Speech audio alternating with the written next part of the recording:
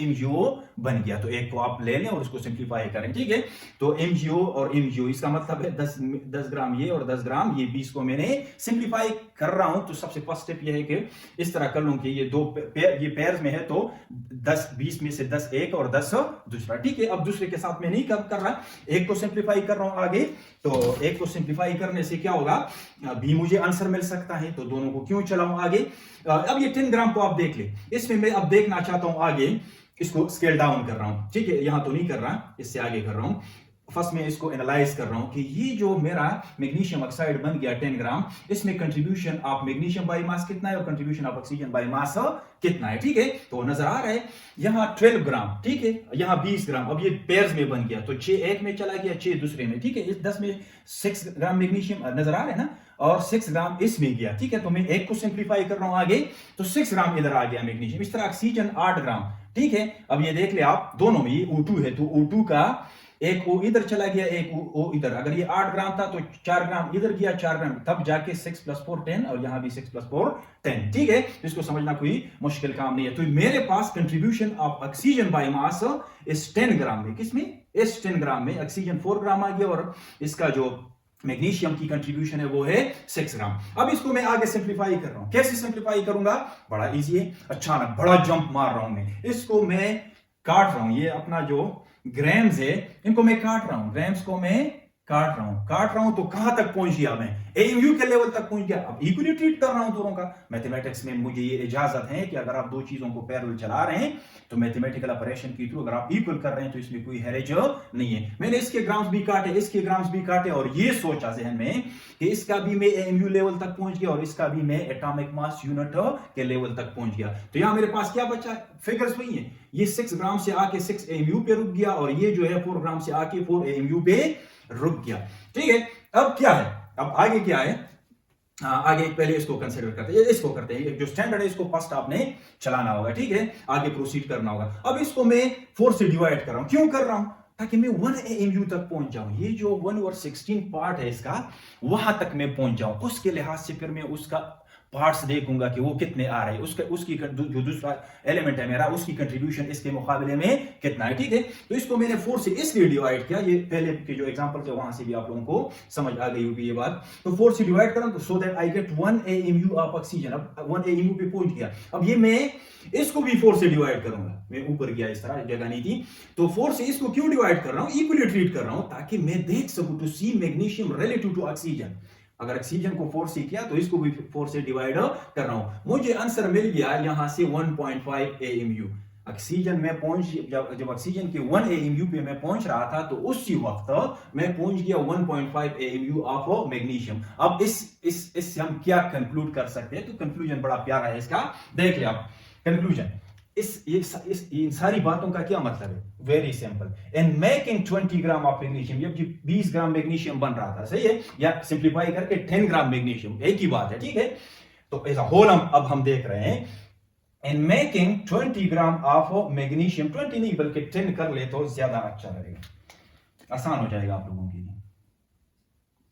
In making 10 grams of magnesium oxide, the magnesium contribute 1.5 AMU against the 1 AMU of oxygen. अब इसका क्या मतलब हुआ, जब ऑक्सीजन कह रहा है कि मेरी तरफ से इस मास में 1 AMU जाए, मैग्नीशियम कह रहा है आपके इस 1 AMU के मुकाबले में मैं जा रहा हूं बाई 1.5 आपका जो AMU है उसके 1.5 टाइम्स में जा रहा हूं। तो इसका क्या मतलब है, बड़ा सिंपल, ऑक्सीजन का 1 AMU जा रहा है कंट्रीब्यूशन, और उतना ही जब मैं मैग्नीशियम इसमें ऐड कर रहा हूं तो बाय मास उसकी जो कंट्रीब्यूशन है वो 1.5 है।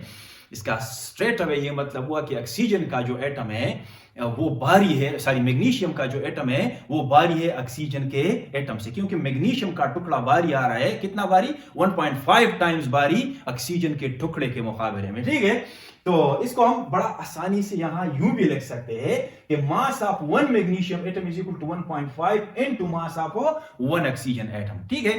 तो अब इसका जो मास निकल आना है, एटम इसका भारी है मैग्नीशियम का, तो जाहिर सी बात है 16 से कोई बड़ी वैल्यू जो है हमने यहां अब किसी बड़ी वैल्यू ने यहां अब अपीयर होना है, ठीक है।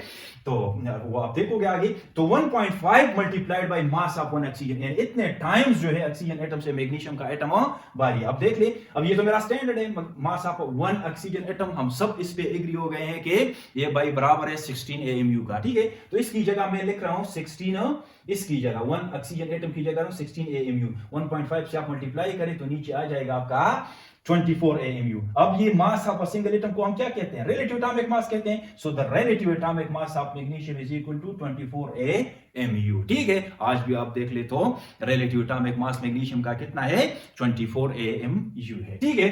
तो इसी तरह जो है एक ऑक्सीजन के लिहाज से हम किसी भी एलिमेंट का देख सकते हैं, इसी तरह एक रिएक्शन को लेके उसके कंपाउंड को एनालाइज करके, सिंप्लीफाई करके, स्केल डाउन करके उसी एलिमेंट का ऑक्सीजन के रिलेटिव जो है आप रिलेटिव एटॉमिक मास बड़ा आसानी से निकाल सकते हैं। और इसी तरह लोगों ने इससे पहले भी किया हुआ है हिस्टोरिकली, ठीक है।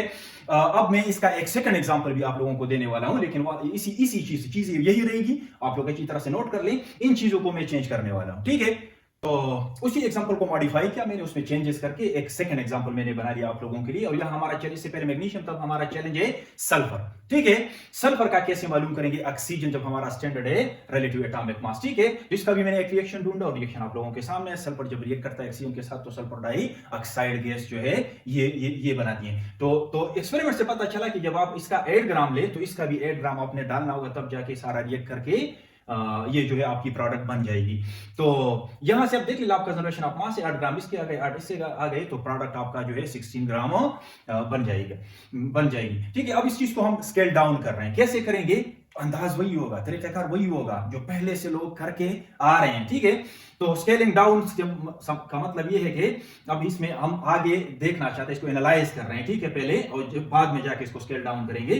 तो फर्स्ट मैं इसमें देखना चाहता हूं कि कंट्रीब्यूशन ऑफ सल्फर कितना है। ऐसी बात है 8 ग्राम। कंट्रीब्यूशन ऑफ ऑक्सीजन बाई क्या है? 8 ग्राम है, ठीक है।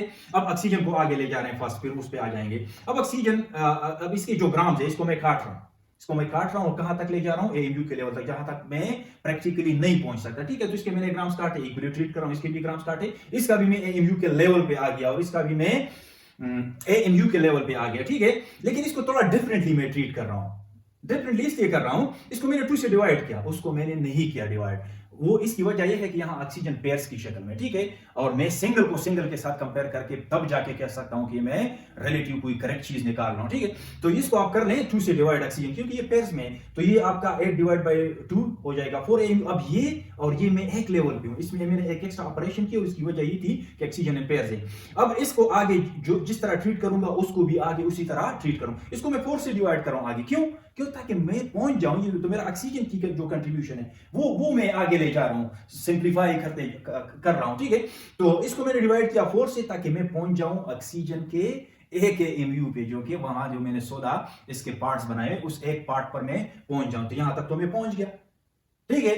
अब जा रहा हूं कि यहां तक हम आ सकते हैं। ये इसको मैंने ये जो यूनिट दिया हुआ है इसी लिहाज से मैंने स्टैंडर्ड को डिवाइड किया हुआ है, तो इसका 1 AMU आ गया। अब इसका आगे इसको मैंने 4 से डिवाइड किया, मैंने कहा ये और ये हम एक लेवल पे हैं, तो इसको भी 4 से डिवाइड करूं, तब जाके मैं कहूंगा कि ये मैं रिलेटिव कुछ कर रहा हूं, ऑक्सीजन के रिलेटिव। इसको जब मैंने किया तो इसका 2 AMU। अब इस चीज को और इस चीज को देख ले, जो मैंने एनसर्कल किया हुआ है, जो मैंने इसको बॉक्सेस में रखा, ये बहुत इंपॉर्टेंट है। ये सीधा जाके आप कंक्लूजन में बड़ा अच्छा सा देख सकते हैं। इसका क्या मतलब हुआ?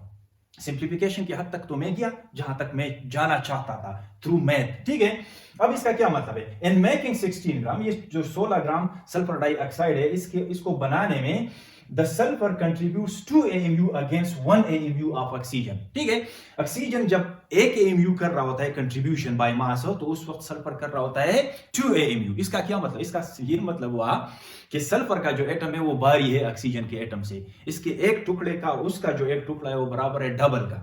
किस चीज का बराबर है? डबल का बराबर है। तो इसको आप यू भी कर सकते हैं, यहां से बड़ा आसानी से समझ में आ जाएगी बात। मास ऑफ 1 सल्फर एटम जो है वो 2 times the mass of single oxygen atom, यानी ऑक्सीजन के एक एटम से सल्फर का एक एटम 2 टाइम्स भारी है, ठीक है। अब ऑक्सीजन का एक एटम है तो हमने माना हुआ, सबने जाके उन पे इस पे साइन की हुए इस बात पे कि इसको हमने मानना, इस बात को हमने माना है सब साइंटिस्ट ने कि एक ऑक्सीजन जो है आपका 16 यूनिट्स के बराबर, 16 AMU के बराबर है। तो इसकी जगह मास ऑफ सिंगल एटम की जगह मैंने 16 AMU पुट किया। अब ये जो 2 इसके डबल, मतलब इसका जो चीज हम नया कर रहे हैं सल्फर, वो इसी का डबल है, तो इससे आप मल्टीप्लाई करें 32 आ जाएगा। 32 क्या है? मास ऑफ सिंगल एटम को हम क्या कहते हैं? रिलेटिव एटॉमिक मास कहते हैं। अब ये सल्फर के लिए हम कर रहे हैं, तो relative atomic mass of sulphur is equal to 32 AMU। इसी तरीके से जो है हम जाके रिलेटिव एटॉमिक मासेस को कैलकुलेट, डिटरमाइन कर सकते हैं। ठीक है, तो बेस्ट जो हमारा है वो एक्सपेरिमेंटल है, ये कोई वो नहीं है थ्योरेटिकल हम नहीं कर रहे। ये जो हम आगे ले जा रहे हैं इसको, ठीक है, थ्योरेटिकली, लेकिन बेस हमें कहां से मिला?